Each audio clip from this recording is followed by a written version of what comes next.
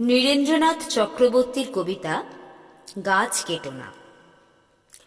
কাল ছিল যে গাছের সারি, আজ পড়েছে কাটা। রাস্তা দিয়ে তাই তো ভারী শক্ত হলো হাঁটা। রোদ্দুরে গা যাচ্ছে পুড়ে এখন রাস্তাঘাটে। বাইরে গেলেই ভর দুপুরে মাথার চাঁদি ফাটে। গাছগুলো সব দাম না নিয়ে ফুল দেয় আর ফল দেয়। আকাশ জুড়ে মেঘ জমিয়ে বৃষ্টি নামায়, জল দেয়। ধসতে দেয় না মৃত্তিকাকে শেকড়গুলোর ফাঁদে।